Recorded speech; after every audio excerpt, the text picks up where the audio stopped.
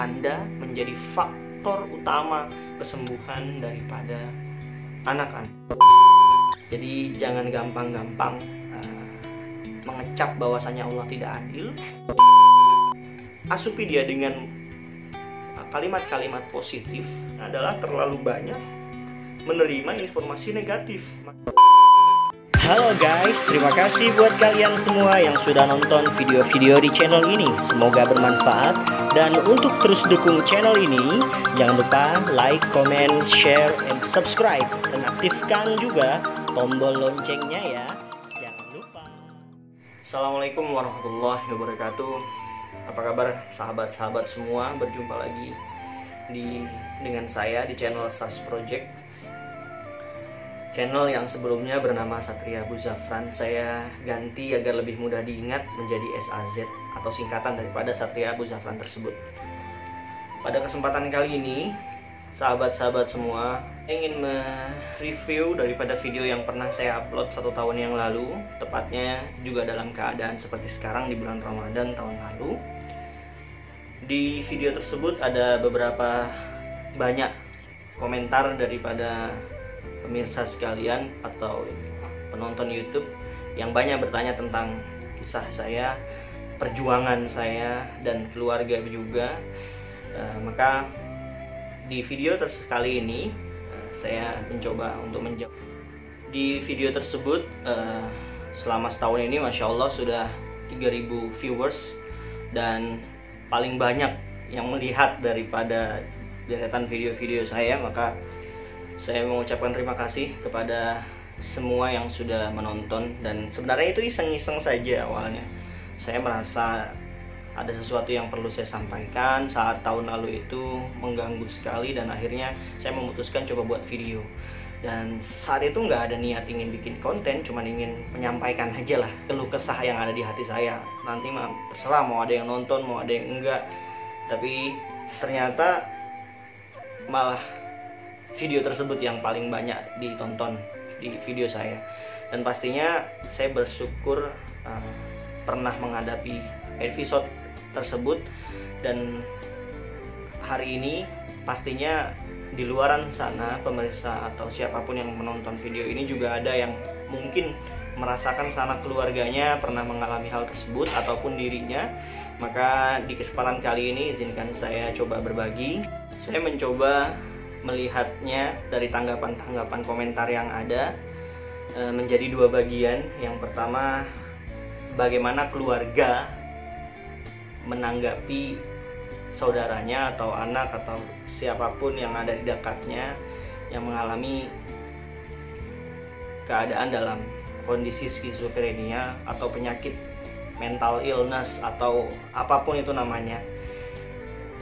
Pastinya banyak keluarga yang bingung, kok anak saya tiba-tiba berubah ya sikapnya, kok saudara saya berubah ya begini dan lain sebagainya. Itu yang pertama. Dan yang kedua, tips yang nanti akan saya berikan juga mungkin kepada si penderitanya. Dan ini akan saya buat beberapa segmen. Yang pertama terlebih dahulu saya khususkan di video ini untuk keluarga sang penderita. Bukan orangnya ya, tapi keluarganya. Bagaimana menanganinya, bagaimana menanggapi perubahan sikap daripada si penderita, bagaimana cara agar dia tidak marah, dan bagaimana selanjutnya. Mungkin untuk selebih lengkapnya jangan lupa di like, comment, and share channel ini agar saya juga tetap semangat membuat konten-konten yang sekiranya berfaedah dan bisa dibagikan kepada teman-teman yang ada di luar sana. Dan untuk lebih lengkapnya tonton terus, jangan di skip. Dan inilah tips untuk keluarga yang mempunyai saudara menderita penyakit skizofrenia. Halo guys, terima kasih buat kalian semua yang sudah nonton video-video di channel ini. Semoga bermanfaat. Dan untuk terus dukung channel ini, jangan lupa like, comment, share, and subscribe. Dan aktifkan juga tombol loncengnya ya. Jangan lupa. Untuk tips yang pertama, jika Anda adalah seorang orang tua yang memiliki anak yang menderita tadi penyakit tadi, ataupun Anda seorang adik daripadanya, ataupun seorang kakak daripadanya, atau siapapun yang ada di sekitar. Yang pertama ingin saya sampaikan adalah ketika awal-awal pertama kali Anda mengetahui perubahan sikap daripada anak Anda, saudara Anda, atau apapun itu yang menunjukkan ciri-ciri daripada kegelisahan atau perubahan sikap dari biasanya, sebaiknya Anda cepat-cepat membawanya ke psikiater, kepada orang-orang yang Anda anggap dia mampu mengkonsultasikan, karena bisa jadi dan bisa dipastikan seseorang yang sedang menderita mental illness ataupun sampai tingkat schizofrenia, dia bisa pertama kali menarik diri dari lingkungannya, tidak ingin bergaul, bahkan mati rasa untuk melakukan hobi-hobinya, atau ada juga yang berekspresi luar biasa dan lain sebagainya. Jadi intinya, jika Anda mulai melihat ada tanda-tanda perubahan sikap yang tidak wajar, maka si penderita nggak mungkin sadar gitu kan. Tapi Anda yang ada di orang terdekatnya, ajaklah dia ke psikiater terlebih dahulu. Temui beberapa dokter untuk berkonsultasi, gali informasi lebih dalam tentang anak tersebut, karena bisa jadi anak tadi adalah anak yang kurang terbuka, sehingga dia memendam perasaan lama, sehingga akhirnya ada masalah-masalah yang menumpuk dan dia tidak bisa mengungkapkannya. Lalu kenapa harus memilih psikiater? Karena psikiater lebih ahli membaca hal tersebut. Bisa jadi Anda sebagai orang tuanya pun kurang ahli. Nah, makanya jika Anda kurang mampu, saudara Anda kurang mampu, berikanlah kepada porsinya. Itu saran saya yang pertama. Kemudian saran saya yang kedua, tetaplah husnuzon sebagai keluarga yang sedang diuji oleh Allah dengan dihadapi dengan keadaan anak kita yang mungkin atau saudara kita yang menderita penyakit tersebut. Kita harus tetap husnuzon, dan kuncinya sabar ya. Jangan langsung ingin cepat sembuh, jangan langsung dia ingin cepat berubah, karena yang ditimpa, yang dikenakan itu mentalnya, bukan fisiknya. Bukan kalau kita punya penyakit panu, kita kasih obat panu aja sembuh gitu, batuk kita minum obat batuk, insya Allah langsung kelihatan efeknya. Tapi ketika ini yang dikenakan adalah mental, maka perlu proses teman-teman ya. Dan proses itu kadang yang nggak sabar adalah keluarganya. Nah, makanya mungkin kalau saya boleh saran, setelah Anda membawa dia ke orang yang tepat, kemudian balik lagi ke rumah, dan si penderita masih mengulangi hal yang sama, walaupun sudah minum obat, walaupun sudah diberi motivasi-motivasi yang baik, tapi yang paling harus Anda sadari adalah Anda menjadi faktor utama kesembuhan daripada anak Anda atau saudara Anda. Kenapa saya bilang Anda menjadi faktor utama? Karena ada dua kemungkinan. Kalau misalnya keluarga tidak sabar menanggapinya dan tidak dengan rasa positive thinking, bahkan si anak malah diomel-omelin, itu ngapain sih begini-begini, lu aneh, atau yang dia dengar adalah hal-hal negatif, maka itulah yang tertancap di hatinya. Maka perlu banyak sabar, perlu banyak memohon kepada Allah Subhanahu wa taala agar diberikan kesembuhan. Jadi begitu ya untuk yang kedua. Dan tips yang ketiga setelah sabar tadi, memang saya nggak bisa menyimpulkan ya itu bisa kembali sehat berapa lama jaraknya. Mungkin ada yang menderitanya selama cukup 1 bulan, ada yang 2 bulan, ada yang 1 tahun, bahkan ada yang 10 tahun, bahkan ada yang seumur hidupnya terkunci di lingkaran itu ya. Dan makanya keluarga saya harap menjadi faktor utama yang paling menentukan, mendukung sekali untuk proses penyembuhannya adalah dengan cara jangan pernah putus asa.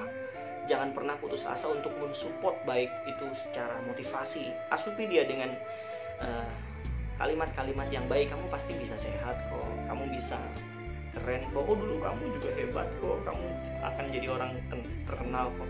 Jadi asupi dia dengan kalimat-kalimat positif. Karena bisa jadi yang sedang dideritanya adalah terlalu banyak menerima informasi negatif. Maka mudah-mudahan dengan terus disupport dengan kalimat-kalimat positif, apapun kalimat positif itu ya, bisa dengan pujian, bisa dengan mengenang prestasi-prestasinya. Dan saya pesan sekali, jangan pernah atau kurangi daripada mengkritik atau mengucapkan negatif-negatif dari dirinya. Karena dalam masa tersebut sangat rentan sekali seseorang penderita schizophrenia, atau mungkin ada yang mengatakan mental illness atau sakit mental, atau itu karena yang diserangnya adalah mentalnya. Maka yang kita jaga dan kita dorong terus biar dia maju adalah mentalnya.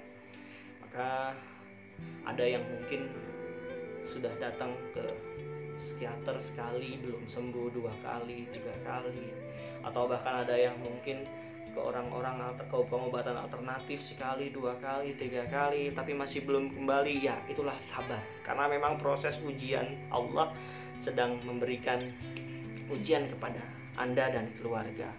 Jadi jangan gampang-gampang mengecap bahwasanya Allah tidak adil, tapi banyaklah introspeksi diri. Kenapa Allah timpakan penyakit tersebut kepada keluarga Anda? Pastinya ada hikmah yang ingin Allah sisipkan untuk Anda dan keluarga nantinya. Kemudian untuk yang keempat, jangan pernah bosan Anda sebagai keluarganya untuk mengingatkan anak Anda atau saudara Anda yang menderita penyakit itu untuk selalu menegakkan sholat 5 waktu. Walaupun mungkin memang berat, walaupun mungkin memang susah, tapi peran Anda untuk mengajak terus selalu itu sangat mendukung. Karena bisa jadi karena dia jauh dari Tuhannya, dia jauh dari Allah sebelumnya, maka Allah timpakan penyakit tersebut. Dan di fase-fase masa penyembuhan itu sangat penting sekali untuk Anda selalu mengingatkan anak Anda untuk selalu sholat tepat waktu, sholat berjamaah. Itu termasuk terapi mental yang paling jitu ya teman-teman semua. Dan saya taruh ini di nomor 4. Mungkin saya yakin beberapa yang di nomor 1 terlebih dahulu panik terlebih dahulu ya. Jadi makanya saya sarankan yang nomor 1 ke psikiater terlebih dahulu. Dan untuk yang nomor 4 ini tegakkanlah sholat dan ajak selalu, walaupun berat, walaupun sulit, dan walaupun mungkin Anda bosan mengajaknya, tapi itu adalah sarana terapi yang menurut saya terapi mental yang paling baik untuk menjaga agar bisikan-bisikan tidak masuk ke dirinya. Kemudian dia terjaga dari pikiran-pikiran negatif. Kemudian dia bisa lebih bangkit semangatnya, lebih positif lagi. Dan memang peran Anda sekali lagi sangat betul-betul menentukan perubahan sikap. Karena saya bisa jamin dia berubah sendiri, berjuangnya itu sangat sulit sekali. Saya bisa bilang sulit sekali dengan kata-kata sulit sekali ya, karena bagaikan menegakkan benang basah. Anda hampir mustahil gitu. Tapi bagi Allah nggak ada yang mustahil. Kita pacu terus dengan kalimat-kalimat positif, maka insya Allah nanti tertanam perlahan dan mudah-mudahan menjadi karakter.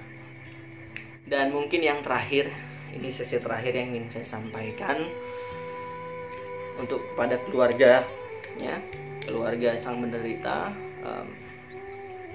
Anda harus paham bahwasanya mungkin penyebab daripada si penderita bisa sampai kena penyakit mental psikis dan tersebut adalah karena faktor lingkungan orang terdekat. Bisa jadi Anda cara mendidik keluarganya ada yang salah. Bisa jadi anak Anda atau saudara Anda juga banyak input masukan dari luar-luar yang mungkin dia telan mentah-mentah dan akhirnya dia melakukan hal yang salah. Yang pastinya penyebab mungkin bisa dicari di channel-channel berikutnya atau di yang lain, dan saya juga nanti akan bisa dicek di sini mungkin penyebab-penyebabnya, channelnya saya rekomendasikan. Yang penting Anda harus yakin bahwasanya anak Anda, saudara Anda kelak bakal jadi orang hebat. Mungkin penyebab skizofrenia atau penyebab mental illness atau timbul bisikan, bayang-bayang dan sebagainya, mungkin beberapa faktor yang bisa menyebabkan hal tersebut. Ada yang mungkin karena dia depresi, terlalu banyak tekanan. Ada yang mungkin, maaf ya, dulunya pemakai narkoba.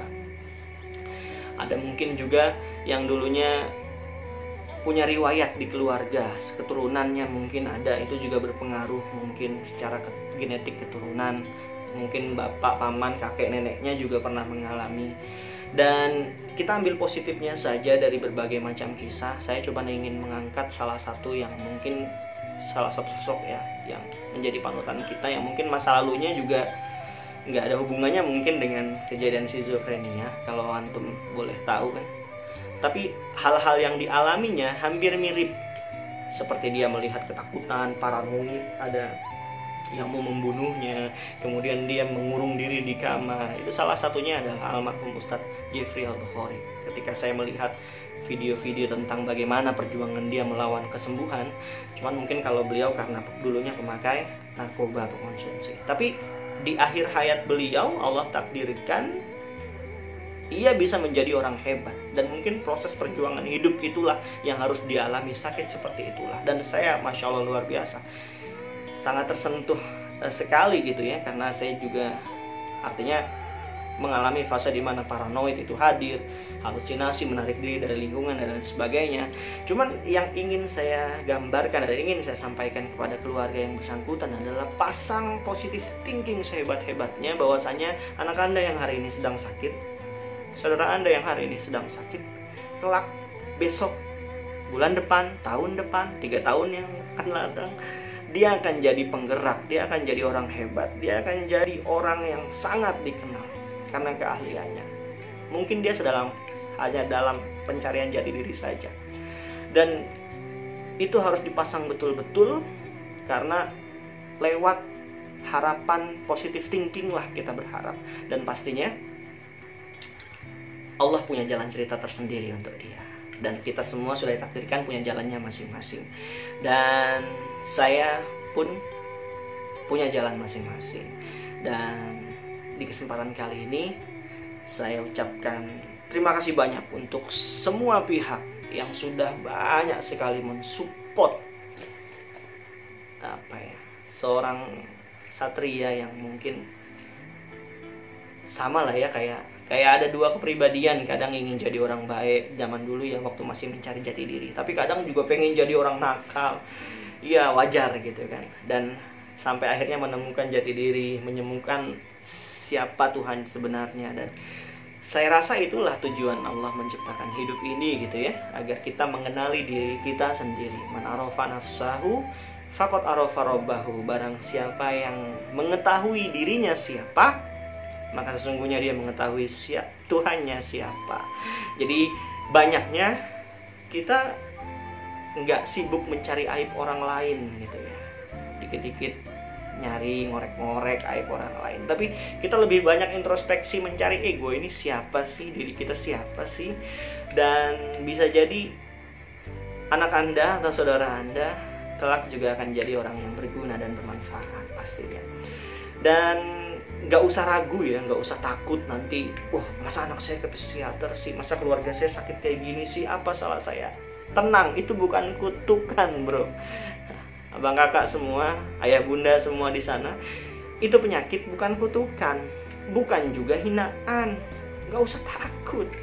Saya cuma ingin ngambil kalimat positif. Andai kata banyak image yang mengatakan kepada diri saudara Anda, diri anak Anda, dia mantan orang gila, dia. Tapi pas ngomong dia mantan orang gila, dia sudah jadi orang hebat. Lebih baik mana? Oh dia mantan orang stres, tapi hari ini dia orang hebat. Dengan kalimat, oh dia mah mantan ustadz, oh dia mah mantan pejabat, oh dia mah mantan, mohon maaf, caleg. Habis jadi caleg, habis itu stres. Tadinya baik-baik. Nah, jadi apa ya? Itu hanya image-image yang menakut-nakuti diri kita saja sebenarnya. Jadi akui aja diri kita. Itu lebih berdamai dengan diri sendiri. Maka saya punya quote terakhir di video ini, jika kita ingin berdamai dengan orang lain, maka mulailah berdamai dari diri sendiri. Ya, saya Satria Abu Zafran. Sampai jumpa di Baitullah. Terima kasih. Wassalamualaikum warahmatullahi wabarakatuh.